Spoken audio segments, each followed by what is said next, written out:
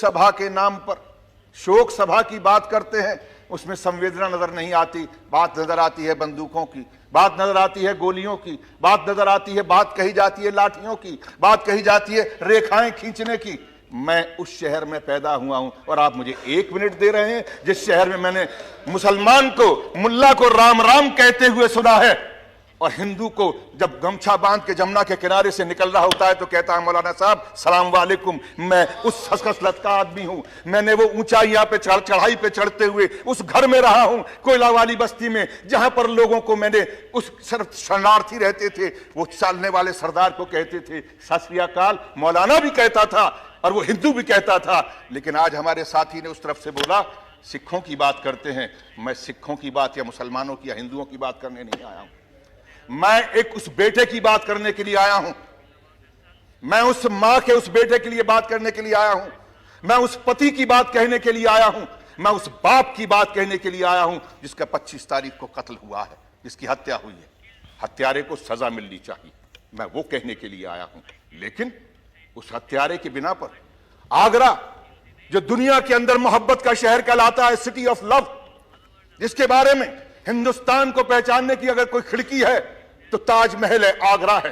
ये वो सूरदास का शहर है, ये वो शहर है नजीर अकबर आबादी का, ये शहर है मोहब्बत का, जहां पर शाहजहां और मुमताज की मोहब्बत को देखने के लिए दुनिया के लोग उस शहर के सामने तस्वीरें खिंचवाने आते हैं, उस पटरी पर बैठते हैं। मुझे मालूम है गृह मंत्री महोदय यहां पर बैठे हुए हैं और मैं इसलिए भी उनका आदर करूंगा कि उस प्रदेश के मुख्यमंत्री रहे हैं। उन्होंने मोहब्बत की बात को, वहां पर चाहे कुछ भी रहा हो पार्टी का, लेकिन उन्होंने मोहब्बत के साथ में वहां के लोगों का दिल जीतने का कोशिश किया है। मैं शुक्रिया अदा करता हूं कि जब वो मुख्यमंत्री थे तो अगर वहां पर किसी एक व्यक्ति की अगर वहां पर हत्या हुई थी, मैं वहां पर हत्या वाली जगह पर खड़े होकर मैंने इनको फोन किया था, मुख्यमंत्री ने मेरा फोन उठाया था और उस हत्यारे को सजा देने के लिए उन्होंने वादा किया था, जबकि इन्हीं की पार्टी का एक सभासद था। मैं इसलिए इस बात को कहना चाहता हूं, आज मैं फिर आपसे गुहार करने के लिए आया हूं। आज आप इस देश के गृह मंत्री हैं।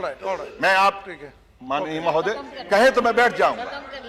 ये बात आगरा की नहीं है, ये बात उस मोहब्बत के शहर की है जिसको नफरत की प्रयोगशाला की तरह से इस्तेमाल किया जा रहा है। मैं उस शहर की बात कर रहा हूं, आगरा शहर। मैं बोलता बहुत कम हूं चेयरमैन साहब, मैं कभी कभी बोलने की कोशिश करता हूं, मैं रोज रोज नहीं बोलता हूं, लेकिन जब बोलता हूं तो यहां से बोलता हूं और मुझे बोलने दिया जाए। मैं आज उस शहर की बात कर रहा हूं जिस शहर के अंदर मामूली लोग सिर्फ इसलिए वहां पर चलते हैं कि मुझे उसके साथ में रोजगार करना है।